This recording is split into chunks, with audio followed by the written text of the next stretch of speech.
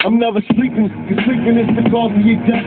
Live by the code until I take my last breath. I'm never sleeping. I hustle while you rest. We from the cook until ain't nothing left. First thing I wanted to say is we still feeling the love, man. We still feeling the traction. We just want a little bit more, as always. So, without further ado, man, we're going to jump right into it. We're going to get into the usual life topics. This one, you know, when I really, really thought about it and I really listened to the whole thing in its totality, I was my heart was a little heavy for this guy, man. DJ Daniels, you might know him as the son on the Hughleys, the sitcom. He was recently acquitted for murder. And I just want to know, how would you handle the situation and your thoughts on the backstory of the charges? Okay, well, you know, that's a crazy situation to be in. We all try to live our life by that code that just kind of hangs over everybody's head that tries to halfway somewhat exist out here in the streets. Right. You know, well, you know what? Before you start that, I want to say, it's just, the levels are dropping. It's probably at about 35% as we speak now. But go ahead. Right. Okay. Nah, man. You know, everybody, don't snitch, don't talk, don't do this, don't do that. But see, the thing is, for one, the average cat who run around out here trying to carry that code, they not strong enough to walk with it, and they don't find that out a lot of times until they are waist deep in the bullshit. Right, and it's pretty much too late. And it's too late now to realize that you ain't built like the motherfucker that you've been running around here trying to play like you were. Right. Now, in that particular situation, you don't want to be the one to point a finger, but at the same time, when you got a jury of 12 pointing theirs at you, it's like, oh shit, wait a minute. Y'all about to make a grave mistake here. Right. About to fuck my life up. Send me down the river for some shit that I didn't even do. Mm-hmm.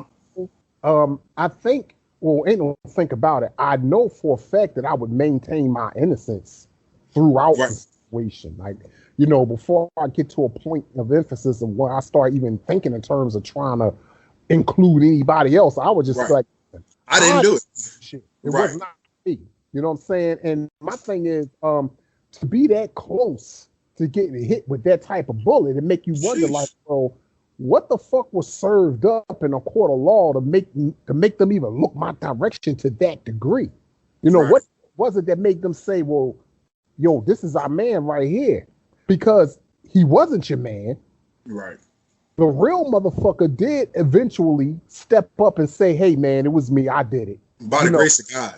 By the grace of God, because, man, if he don't do that, who knows how that situation plays out. Exactly. But, yeah, man, me personally, I would definitely maintain my innocence. I don't think I would, I know I would not just come out in the open court and say, hey, man, it was him. I wouldn't do it that way. Right. But what I would do, the first opportunity I got to have a one-on-one sit down with him, I'm going in, yeah. I'm going to say, look, bro, this shit getting real. Right. This shit is getting real. We both know what the fuck happened out there. We know what went down. You know what I'm saying? I mean, now, I'm not one to throw you down the river, but it's disturbing me a little bit that you so comfortable with me taking the hit, with allowing this shit to proceed in the manner which is proceeding. So you got a man to fuck up. You got to tell what happened. You got to give them the actualities, my man. Yeah. Because I try to be the fuck sitting up in some shit. I mean, it would be one thing if I did this shit. Okay, cool. If we were both there, I did it, or we both did it together. I just got caught. I could even live with that. But I had nothing to do with what the fuck went down. This was all your thing. Right. And you willing to sit back and just allow me to fry for this shit? Nah, Playboy. Yeah. That's not what's up. You gonna have to man up. You gonna have to tell what the fuck went down. And that's reality. No, that's real shit. That's real shit, man. I mean, I can't say it any better than what you said, man. I mean, it's like, and I'm pretty sure, I mean, I don't know if you know, we know somebody in common that's serving life for this type of shit right now.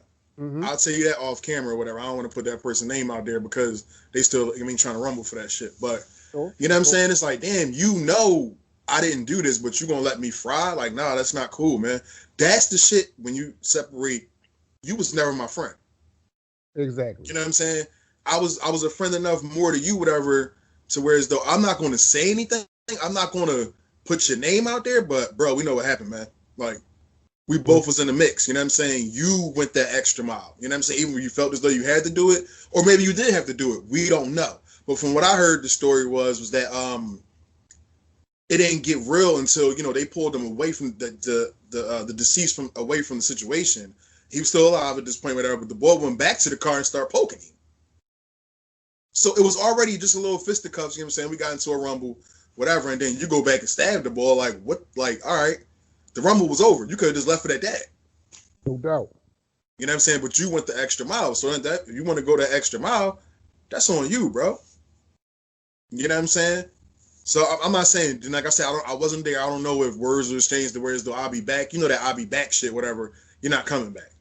You know, so I don't know if that happened or whatever. You know what I'm saying? But you did that, so you got to stand on that. You know what I'm saying? I'm riding this with you, but I'm only taking blame from what I did. Exactly. You know what I'm saying? So I think the kid DJ is lucky, man.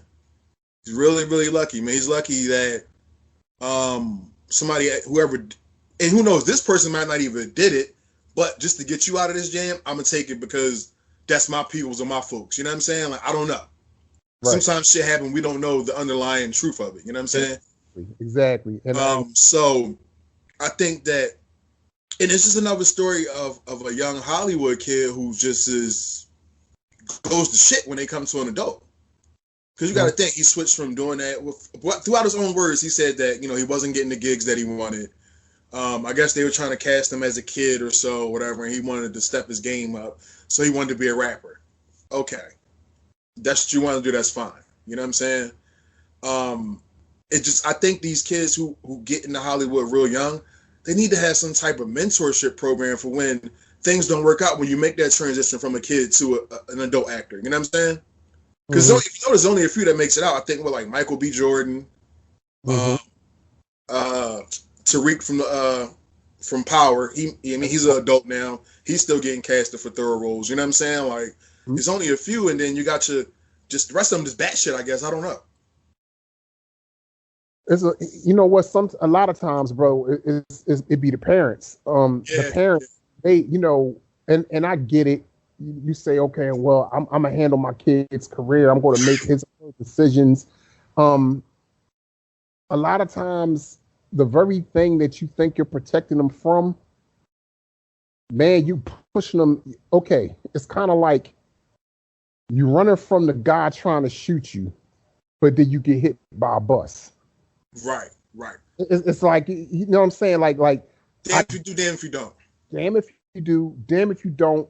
You're trying to protect your son or your daughter, whatever the case may be, and you end up doing more harm than good. Right. And because, see, the thing is, both of you are new to this world. What you need to do as adults, you need to align yourself with fellow parents who've already been down this road. Right. Or at least the parents who have made it. Well, that's what I'm saying. You know what I'm saying? Right, okay. The ones who have been down the road, the ones who understand the do's and the don'ts. Right. You don't understand that if you brand new to this shit. Exactly. And you don't get it. So like you're trying to guide your kid through this minefield, but you don't even know where the mines are. True. It's like damn near impossible. Right. You need somebody else that have walked through that shit already. They can say, hey, yo, don't step right there. That's the bad John. Don't do that one. Right. You know, when you get along ahead, you want to kind of move to the right a little bit. When you get up this way, you want to move to your left a little bit. Like, you need somebody that can do that for you because, man, the evidence is overwhelming. Yes, Lord. It's overwhelming, man. It's too many young men and women that have come down that line, that assembly line, that never made it off that line. They, like you said, they just went to shit. And until somebody takes that initiative to curve that, it's going to keep going down exactly like that. Hey man, I mean, we don't have the power to do this, but this is a perfect business opportunity for somebody who's actually been down that road to start a whole consulting group. That'd be pretty smart in my eyes. You know what I'm saying? Like, No doubt. But moving along from that, yeah, man, I just wanted to say, man, I'm really glad he got off of that, and whoever stepped up and did what they had to do. And I think this should be a lesson for, even if, because D.L. Hughley was on that other dude's drone, whatever, talking about the situation, and he felt as though like that he saw him the night before it happened, and he wanted to tell him something like, you know what I mean, something don't feel right. Why don't you just chill here? Why don't you chill with me? And he said he never got a chance to do that. Next thing you know, he got a phone call the next day, he killed somebody. You know what I'm saying? It's kind of like, damn, like I felt bad. Like, you know what I'm saying? I should have just told him. And that just goes along the lines with anybody. If you got a bad feeling about something, whatever, tell the person. At least if you tell them and they still decide to go on that road, your conscience is clear. I got a question though about young. How true is that? I don't know. Oh well, no, I wasn't even going. You know what? I wasn't even gonna. I wasn't there. That's how I do a shit like that. Right. But now I wasn't there for all them fucking tats either. But I'm trying to understand what the fuck. Like. See, this is a prime example. As a mom, a dad, whoever's in his life, I don't know. Like, I mean, come on, man. Like, I can say one thing. Tattoos are addicting. I know. I have many tattoos. When you're younger, you make stupid decisions. You just want a tattoo because it's cool and it's body art, whatever. Some of my tattoos in my early years, I got one of them. One of them I can't get covered up, which was the worst mistake of my life. But the other one I'm about to get covered up, and I'm kind of like, damn, like, I wish I was thinking a little bit more when I got this tattoo. Or I wish I would have went ahead and got it from, instead of Joe Blow at a tattoo party, I should have got it from a shop. You know what I'm saying? Like, but see, bro, here go my thing. This is your fucking face we talking about. Yeah, right? I know.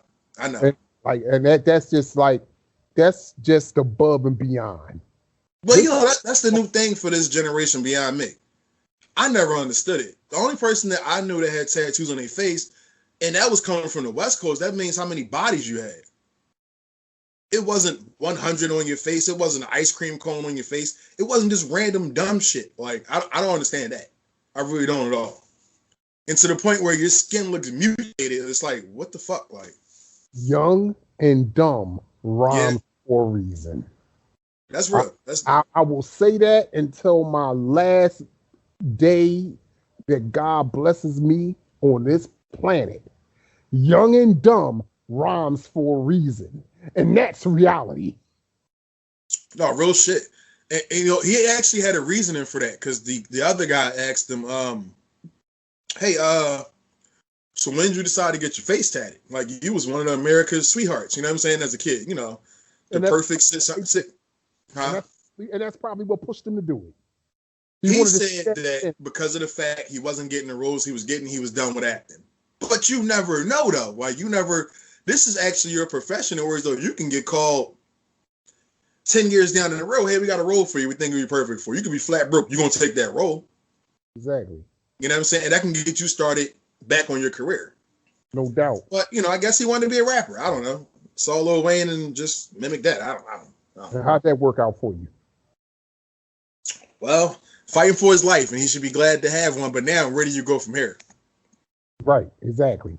You know what I'm saying? So that's the main thing I think with him. The focus of him should be well, you can't repair, your image is pretty much repaired because you didn't do the murder per se. Mm-hmm. But now you might be casted in the movie as thug number 3. You might still get a role, but you thug number 3 now. Yeah, it ain't gonna instead never of being the leading actor. You know what I'm saying? Right. So shit out of pocket. Yeah, more than that. So hey man, we got another one, man. I want to say rest in peace, man. I'm gonna give this 5 seconds before I mention his name. I promised myself I was gonna do this, so I'm gonna count it down. 1, 2, 3, 4, 5. We had a death in the NFL community, Vincent Jackson, man. It was kind of a sudden passing. 38 years old. If you know football, you know who Vincent Jackson is. Matter of fact, if you play Madden, you know who Vincent Jackson was, because he's like one of the best receivers. You couldn't tackle this dude. Played for the Bucs and the Chargers. Let's just talk about the thoughts and concerns just on the matter. You know what I'm saying? I'll start this one off. It's kind of saddening, man. It's real saddening to me because he was only 38. I'm 39, so technically he's younger, but he is younger than me. You know what I'm saying? Wasn't a bad player. The game just, 12 years in the league. He did his due diligence. He was involved in a lot of charities as far as military, helping out kids, things of that sort. And I love the sport. I do so much, but his family is saying it's CTE. However, some reports are saying that it was chronic alcoholism. And to me, that all ties into the game. The game, some players don't like to take pills. Some players smoke weed because we all know the pills eat your stomach up. They line in your stomach. So you'll be fucked up later on. You might get hooked on the pills, a la Brett Favre. So they're saying chronic alcoholism, whatever. So he instead of turning to the weed, maybe he didn't like weed. He was drinking, you know what I'm saying? And probably excessively drinking. And then over the years, these injuries, your bones and your ligaments and your muscles start to just weigh on you. You know what I'm saying? You can't do the same things and you can't bounce back that you could have did at 22 or 25. You know what I'm saying? And I just feel bad, man, because, we really probably would never know what exactly caused that. You know what I'm saying? Like, because they're saying they're waiting for a toxicology report, but we already got two things already tied into the game. Most players, either they know it or not, have CTE. It could be a mild case or it could be a rampaging case like Junior Seau. That's just the cost of the game. You know what I'm saying? It's the cost of the game, especially in his era. Maybe this era they can get a little bit away from the CTE, whatever. But the way the story is unfolding is kind of weird, though. It's like, okay, he disappeared from his family and was gone since January the 10th. He just passed a few days ago. So we're talking about over a month away from your family. He actually talked to the cops. The cops said they talked to him because his family was worried. They couldn't find him, not answering his cell phone, whatever. Somehow, some way, the cops tracked him down. He talked to them. They felt as though he was cool. And then he passes away suddenly a couple days later. So it's a lot of twists and turns to the story. I'm not getting Lorenzen Wright vibes. I'm not getting those, but it's a lot of unsettled pieces to this puzzle. And I think we need to figure this out, man. Because if it is CTE, I think that the league, the NFL, the billionaire fucking owners and the billionaire fucking league as itself needs to really sit down and get to these players who have retired over the last, let's say, 20 years and get them tested and try to help them, man. Because it's kind of sad.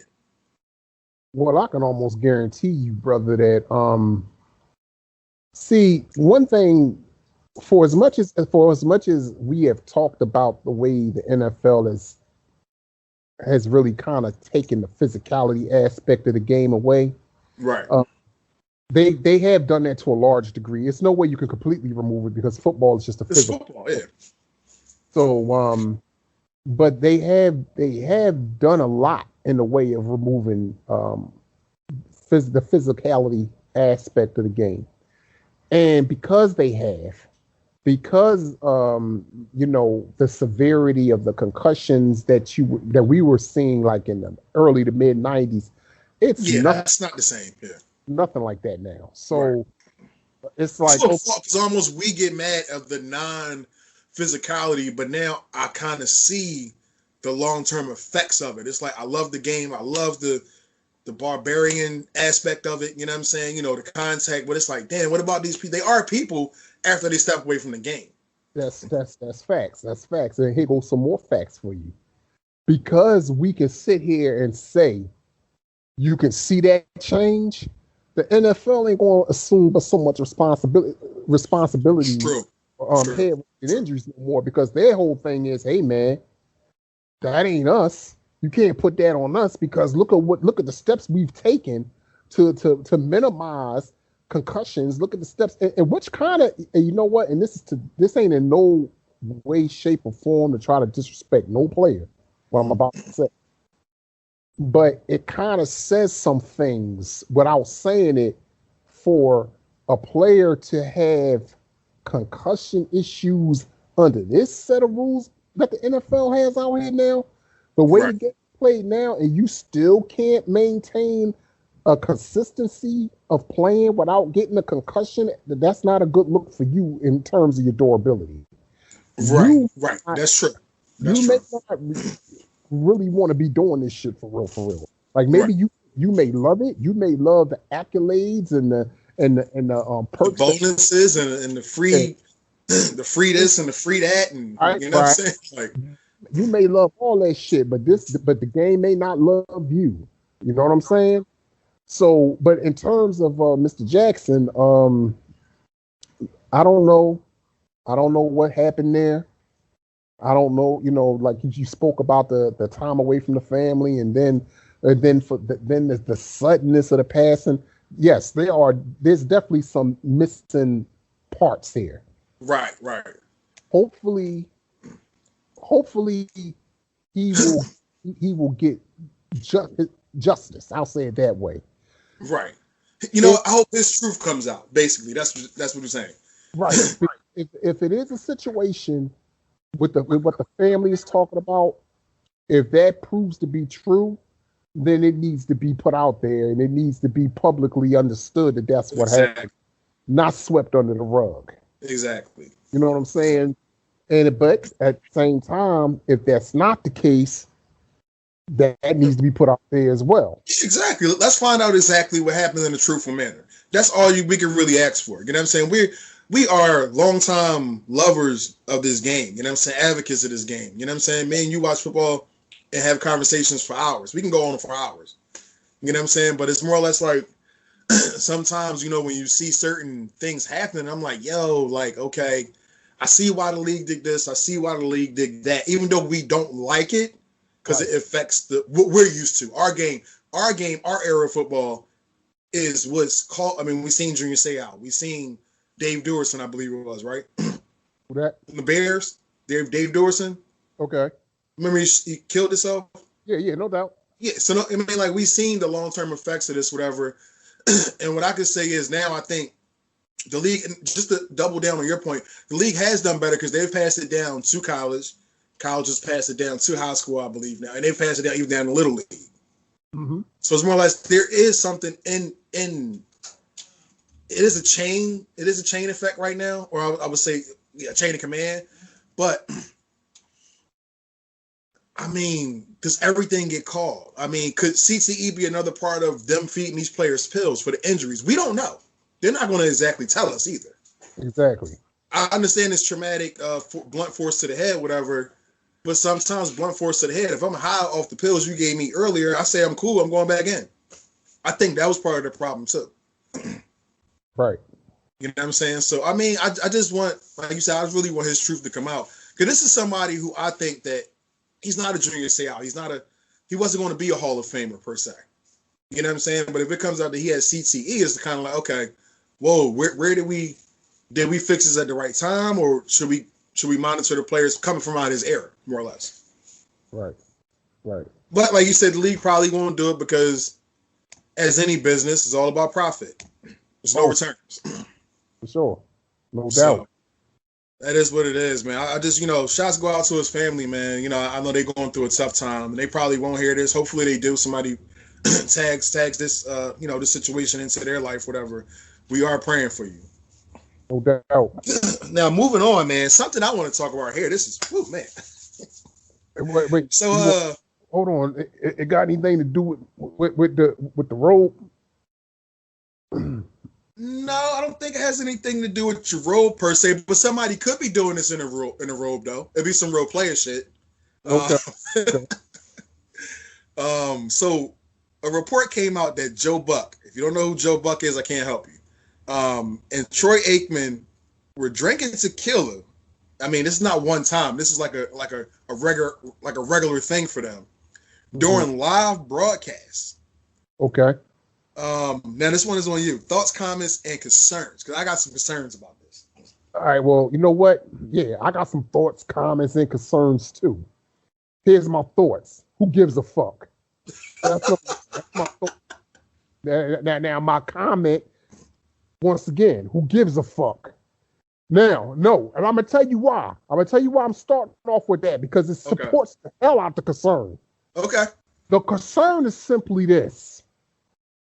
I feel as though, as of right now, there is no concern by all of the people in the right places. There is no concern. If there was a concern, it wouldn't have even gotten to this point. That's number one.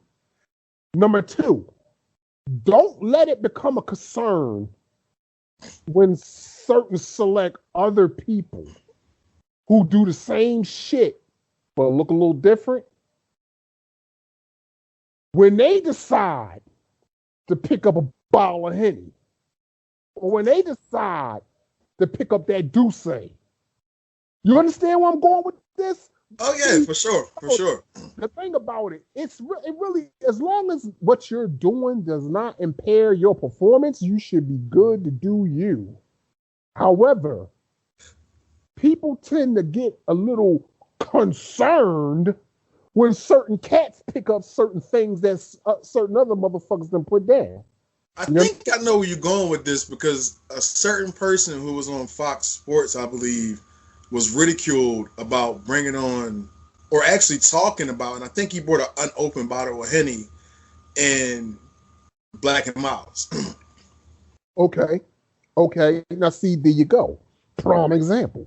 Like, if it's not going to be a concern today, when this set of people do it, don't let it be a concern tomorrow when that set of people do it. If this is how we rocking out, let us rock out like this around the clock. Yeah. If it's a problem, then let it be a problem right the fuck now.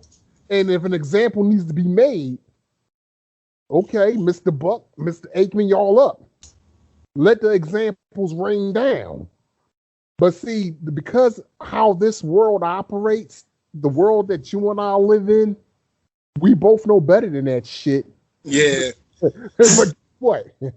That don't mean I'm not going to speak on that shit. Okay. So thinking about pulling your bullshit when a couple of brothers do it, think again. We ain't trying to hit, homie. We ain't having it. And that's reality. All right, so I'm gonna go in reverse of what you just did. So I'm gonna do my concerns first. My concerns is, so what the fuck were y'all talking about? Because sometimes Troy Aikman don't be on point, and now it makes sense. He be rambling on about shit that ain't got nothing to do with the fucking game, talking about some other shit, whatever. I'm like, dude, are you paying attention to what's happening right here? At first, I thought it was because, okay, you know, Troy Aikman wasn't the greatest quarterback. He just fell into a great situation. Let's keep it real. Let's keep it a buck. Okay. But, you know, rambling on about, oh, well, this guy did this and he should have did that. And I'm like, he fucking couldn't. Like, are we, you know, whatever. Like, maybe he's just saying it for the promo of that team. Maybe he's cool with the owner, especially with the Cowboys when they play. He does a lot of Cowboys games. So I'm like, okay, he's going to be on the Cowboys side, blah, blah. But he did blast Jerry Jones for a couple of things, which is cool. About Dak, all right, cool. Maybe he's off the bottle now. But now it all makes sense.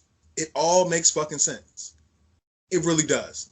And it's like, y'all just, for real, we used to get fucked up. We would drink tequila during broadcasts. Yeah, that's what we did. Like, but y'all blasted my man Shannon for bringing an unopened bottle of Henny.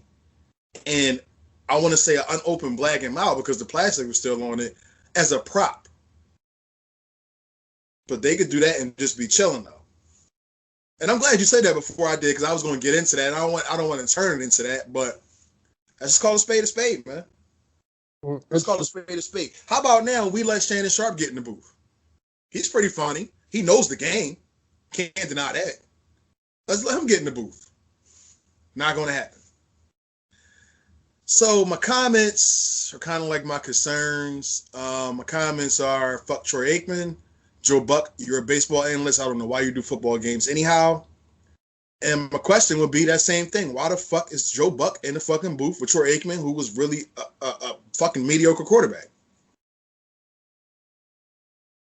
And the reason why I say that is because Tony Romo wasn't the greatest quarterback. But when you listen to Tony Romo on TV, he knows what the fuck he's talking about. He's dissecting the game as it's happening. Aikman, I don't know if Aikman could have CTE. I don't know. He took a lot of hits to the head, whatever. I don't know. I'm not saying he does. I'm just saying that let's get him the fuck out of there. That's all I'm saying. Because if it was Doug Williams doing this, he got fucking fired as soon as the comments came out. No matter who was next to him. If it was fucking Donovan McNabb, he would have got fired. I'm just keeping it real. And that's showing enough on the Get Down reality. So what we're going to do is we're going to go ahead and move right along from that, man. Oh, good one. We have a special movie review. Movie is Judas and the Black Messiah. I'm going to let you start this one because you are the movie buff. Oh, man. Great fucking film, man. Great, man. I mean, say the least. Entertaining, informative. I mean, you know what, bro? You know, wait. I've been wanting to ask you this, and I'm sorry we got to do it. It was supposed to be a question offline, but we're here now. I got to do it. Huh? It's going to sound blasphemous, but Malcolm X and that, where do you rate the two?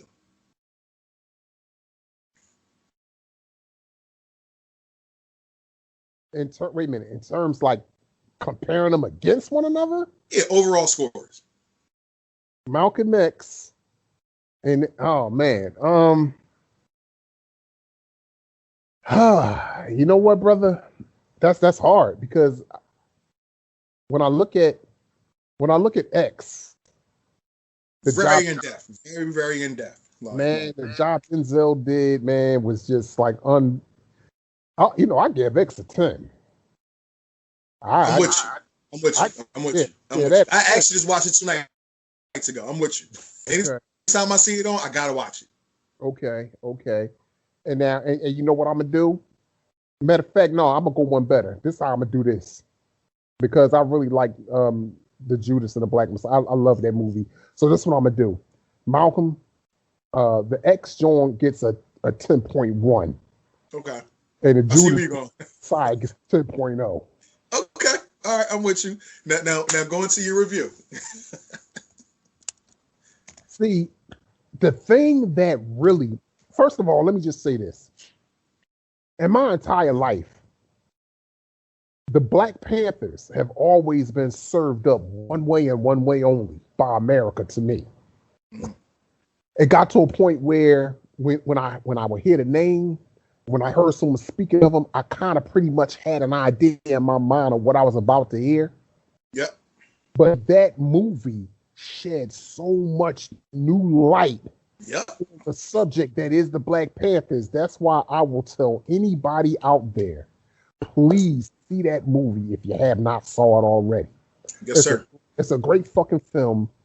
I tell you what, I'll say this. If you hate a fucking rat bastard, that movie ain't gonna do nothing. Man.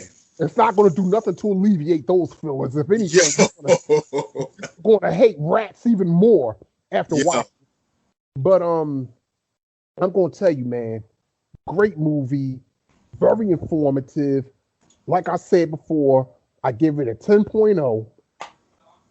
Every day that passes that you haven't seen it, you're doing yourself a greater disservice.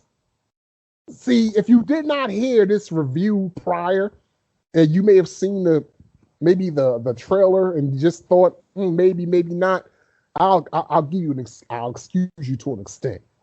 But if you saw this shit right here, your boy Reality Ron Bullard telling you to get your ass in gear and see this film, because trust me, that motherfucker. You know what? I was gonna say something that would have gave away a lot of shit. And I'm not doing. That's not what I do. I don't like to do that. See, and I want to give away something, but I don't want to do it either. But go ahead. I don't like to do that because I never. I'm not one of them people. Like if I'm sitting there watching a movie, man, and there's people around me. If somebody's seen that shit already, and they drop the clues like they want to tell what's happening next, I'm gonna give you that look like stop that shit, dog. I want to watch this.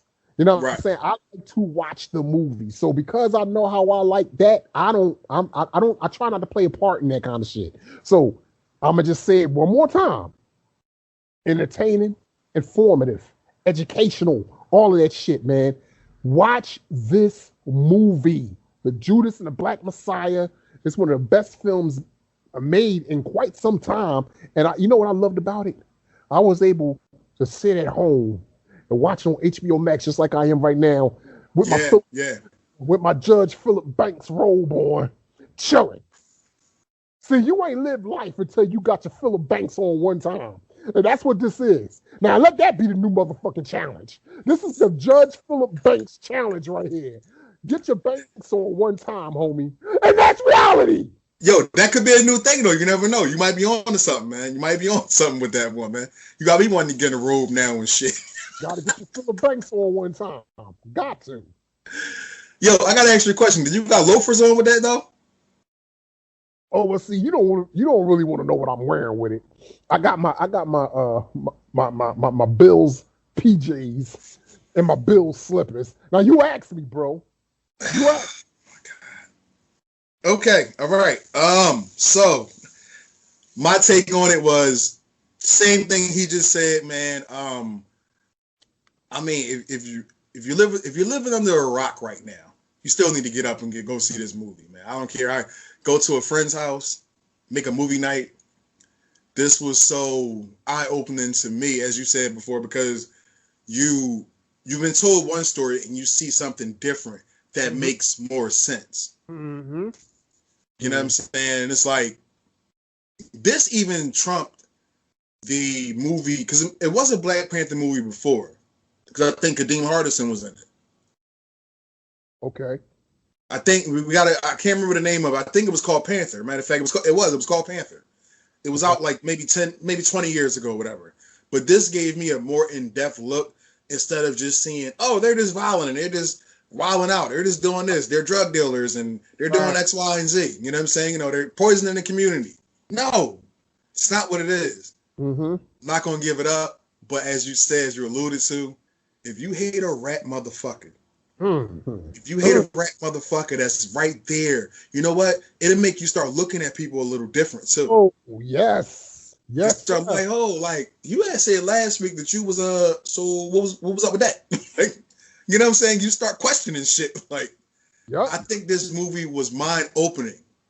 It was definitely mind opening, and I think that you gotta see it, man. You gotta see it, man. That's all I can say, man. You gotta see it. You gotta see it. You gotta see it. You gotta see it. If you don't watch any other movie you wanted to see, put that on pause. Start with that. Yes, sir. All right. So moving along from that, we are going into one of our specialties. Why you so Joe? Now, being as though you started the last one off, I'm gonna start this one off. Handle it. I just need to know, JJ Watt, man, what's up? What's going on? Saw the the speculations about, man. Your job right now, you are, I'm gonna say undoubtedly one of the greatest defensive linemen we've ever saw. I can give him that. Mm-hmm. Your job is to get a ring right now, brother.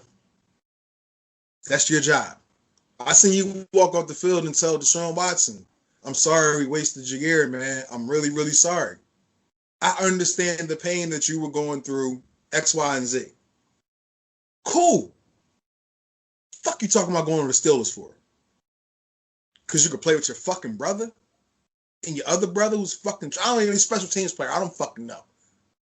Get your ass to a fucking team that's contending. And I ain't even going to say this contend. You can go to the Titans. You can go to, shit, I mean, you can go anywhere else you want to go. Anywhere else you want to go. Doesn't matter. If you end up in a fucking Steelers uniform, you're a pussy. I'm telling you that right now. Besides that, the only thing worse is you going to Cleveland. That's about it. Now, I know the Bills are in contention. I know you're waiting for me to say this, so I'm going to throw it out there. Y'all are a contending team. Y'all are a contender. So I wouldn't mind him going there because your main job is to try to get a ring. After that, once you get your ring, you can go ahead and play with your brothers. Like it was in the backyard. Doesn't matter. And maybe school them on how to get to a ring. How the fuck I'm going to help you? We both swim in the fucking swimming pool. We can't go past 7 feet. Doesn't make any fucking sense at all. So again, cut that Brown shit out. We can't afford them. I can tell you that right now. Y'all can afford them. We can't. So I can't even say come to Arrowhead. Even though I would love for you to come, if you want to come on a restricted deal with less money, we can get you to where you need to be. Just throwing that out there. However, go to the Bills. Go to the Titans. Go to shit. I mean, you can even go to the Packers. Don't go to the Buccaneers, please. Because we got enough time. I'm going to explain some shit about that fucking team. But just, go somewhere where as though you can actually aspire to get a ring. You might not get it, but at least you're playing for it. Just don't go to the fucking Steelers, please, man. It's going to look stupid. I mean, you go in there, Ben is throwing on a fucking spaghetti string of a damn elbow or whatever. Juju Smith wants to do TikToks. I mean, there's nothing there. Don't do it. Just don't. That's fucking reality. Then go ahead, bro. You got yours. I believe yours is every analyst who lives to see Tom Brady win. I'm sorry, win. Go ahead. Yeah, see, you know, the average person that hear me, well, just hearing that, the title of my Why Are You So Joe? The average person try to flip that around and say, oh, man, you hating, you a hater, this, that, and the third. Nah, bro. You know what? After seeing what I saw, after hearing what I'm hearing after this, I'm with you. I mean, you really don't got a choice, brother. You gotta how X said back in the day? Y'all gotta feel us. Y'all gotta feel us. Like come on, man. Like you gotta feel me on this. Trust me. Think about it. I've been feeling you because remember that was the thorn in my side for so many years. But I feel it even more now because I'm seeing the massive amount of shit that's being taught. Yes, sir. But go ahead. It gets ridiculous. Every time I turn around, some Joe-ass motherfucker is set somewhere on his ass. And I guess in some rare cases, hers. They just sat down and they did their homework like a good little student and came up with, yeah, like a good little student. Hands folded and everything. Yeah, man, come on with this bullshit. Coming up with ways for this motherfucker to keep winning Super Bowls.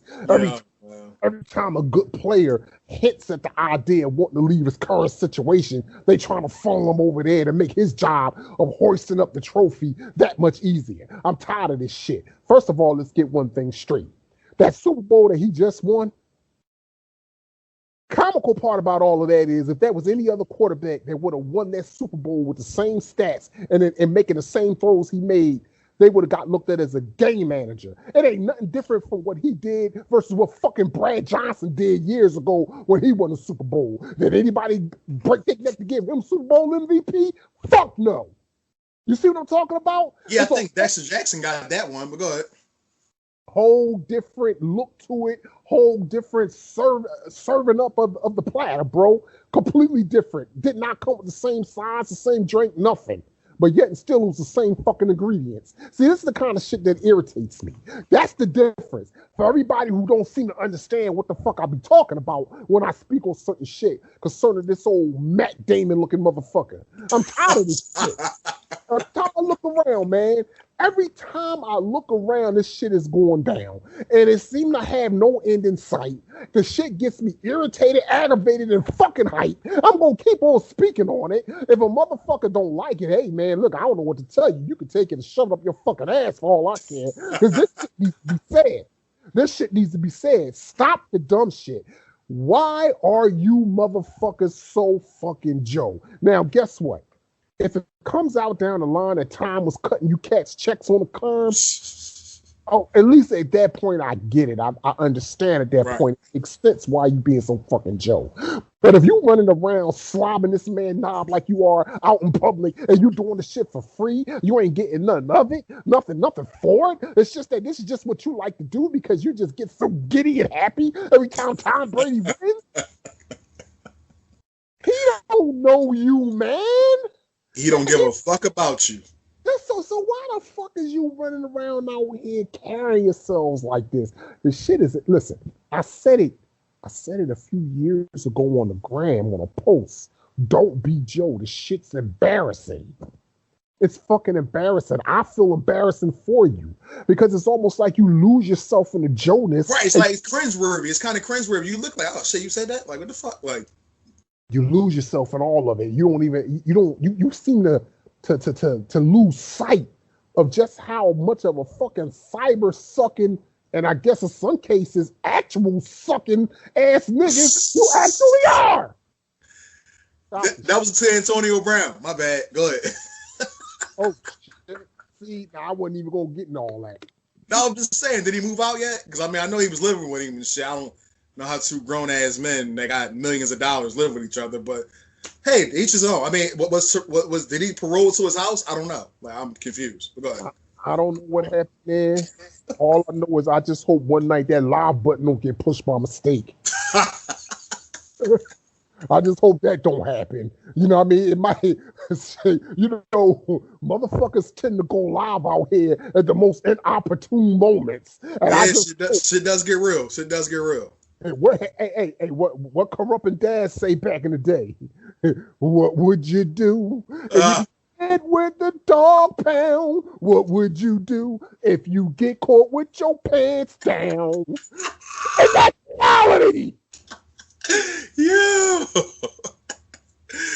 All right, man. You know what though? Actually, we ain't even got to do. I want to. You know what? Because we've been off since the Super Bowl, so I got to address a couple of things. Okay, we did lose. Okay, we look like shit. I get it. I understand it. I was probably more disappointed than anybody else. If you bet money, trust me, I was more disappointed. However, a couple of things that doesn't settle well with me, even just thinking about the game and rewatching it myself. I did rewatch it. I think that, first of all, this guy, Devin White, you're a good linebacker. You're a good linebacker. Stop running around here doing all these fucking these little radio joints or whatever. Oh, they was too cocky. They played right in our hands. Okay, so I get it. Maybe Andy should have fucking did a better job with the offensive line calls. Or maybe the offensive line coach. We were down 2 offensive tackles. The pressure was immense or whatever. It was immense. Maybe he thought Patrick can get us out of this shit. I understand it. My nigga, you're probably not going back to the Super Bowl. We'll be back in that motherfucker. Shut your fucking mouth and learn your motherfucking lane. Because there is levels to this shit. There definitely is. And secondly, I want to say that I think everybody learned a lesson on the Chiefs. This running back season, I was kind of against it. I was hyped for it, but I was kind of against it because now you're putting the target on your back. Shut the fuck up and just play. Because you never know what's going to happen. You have no clue. So to say that is to say this. I would love and I will hope. I can't say we're going to do it again. That 3 Super Bowls in a row is very, very hard, win or lose. I will hope we get to play them again. Please. Please. There are so many mistakes I've seen that was happening that they have to see. I'm talking about the Chiefs side. They have to see. We shall be back, God willing, as you say. God willing, so as you say, whatever. But there are some teams that are creeping up, y'all, most notably. Y'all are creeping up, whatever. Y'all are closing the gap. Because the NFL always stands for not for long. So it's kind of hard to say when your window closes or when it opens again. I would love to see y'all again in the AFC Championship game. I would love to conquer y'all, and I would love to see the Buccaneers again. I'm saying this is what I feel. You know what I'm saying? And I hope that we go ahead and mollywop these motherfuckers. And y'all put do this way: either y'all get Brady or we get Brady. That's the way I feel. If y'all was to get him, I wouldn't give a fuck. Okay. I just want to say something here. I hear what you're saying, partner. I feel you. What I would like to see happen is an AFC Championship game rematch, but this time up at Orchid Park. Well, you got to work for it. You got to work for it. That's all we can say. You got to work for it. Okay, wait a minute. Hold on. Before you try to jump back up on your soapbox, allow me to kick that motherfucker from under you one time. And I'm going to ask you, your final regular season record was what? 14-2. We were 13-3. So you can't count the 2 because the 1 was at the end of the season. We sat everybody down. We could have won 5. Really, we should have. You know what? I didn't even get into it. But go ahead. It wouldn't have mattered. At the end result, it wouldn't have mattered. We was going to do that at the end. It wouldn't even matter what our record was. But go ahead. You know what, bro? You know what? I'm going to say this. Down the stretch of that year, there's a couple of games y'all won. We gutted out a couple of games. We gutted it out, yeah. Yes, sir. See, From a momentum standpoint, we were dishing Had out. the momentum. Yeah, we were dishing out ass whoopings coming down the Yeah, stretch. y'all had the momentum coming into our matchup. Y'all had the momentum. And like I said before, since that shit went down, I blame Leslie Frazier for that loss. And I say that because the game plan that he chose to send his players out there on that field with, that shit don't even add the fuck up as to why you would have thought that was the plan to use to slow down that offense. It makes no sense. So do you think the Buccaneers game plan was better? Do I think that? All things being considered. I think from a personnel standpoint, I think the Buccaneers. I know you love their linebackers. I know they got speed. That went a long way toward them being able to do what they did. If you remember, I don't remember exactly what episode we were doing this show, but I said it. Yeah, it was leading up to the was it after or before the AFC Championship game? I think it was after. It had to be after because we would have been talking about that. Yeah, right. It was after. So it was leading up to the Super Bowl. Right. I made the statement about being careful, being wary of their linebackers core because of the speed factor. Now, I think that your offensive line being down to 2 tackles definitely did not help the situation, especially when you got pass rushers the caliber of Pierre Paul coming in. And Shaq Barrett. So my thing is, see, the crazy part about a defensive game plan, when you can, and I've said this many times, when you can gain constant, immediate, consistent pressure with just your front 4, chances are it's going to be a long day for that other team. And that's what you saw.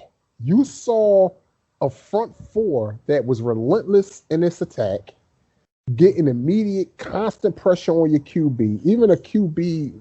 And see, but now this is what. Wait, Ron. Let me ask you a question. I want you to finish this because we only got a few minutes, whatever. But wasn't this shades of, and maybe us just kind of just tapping out at the like fuck it? Wasn't it shades of Brady losing all his Super Bowls? Was it shades of him losing all? Oh, you mean the 3 that he lost? Right. And in terms of how he lost them. Exactly. Right. Yeah, it definitely was. No doubt it was shades of it. All right. It definitely was shades of it. See, the thing about it, even with him, and that's proof right there, proof positive. When you're getting immediate pressure on him, he can't do shit either. There's not a quarterback in the history of this game that's going to go out on the field to perform well. But I will say this, and this is not, and this is in no attempt to try to promo my quarterback, but this is facts though. What I'm about, no, seriously, listen to what I'm about to say. You understand. I'll have a comeback, but go ahead. When Mahomes lost that game, the things that were said in regards to his loss, you heard things like, oh, he gutted it out. He left it all on the field. He went down swinging. It was a gutsy performance by Patrick Mahomes. This is the kind of shit that these same Joe-ass analysts are saying in regards to his loss.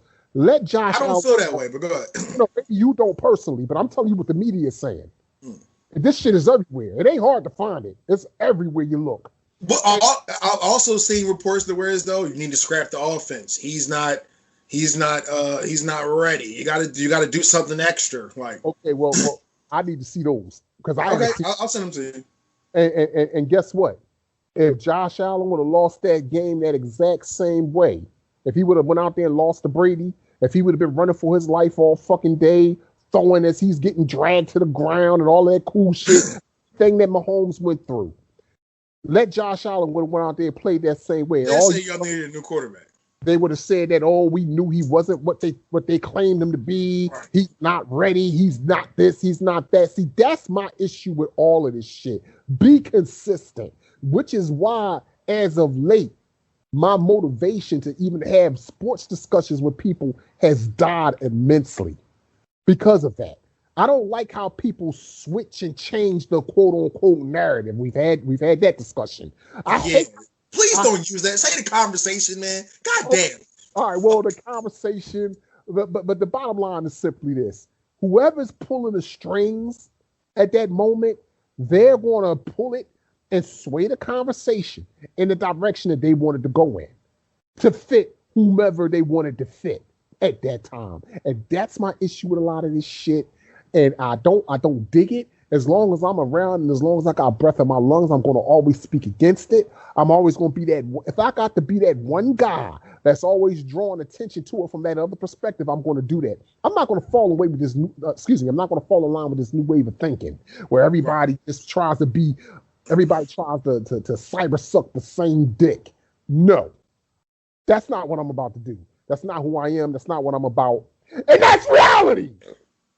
I feel you, and I just want to cap on that too. Whatever, I'm gonna put a cap on it, and we're gonna close it down. And this is not what you think it's going to be.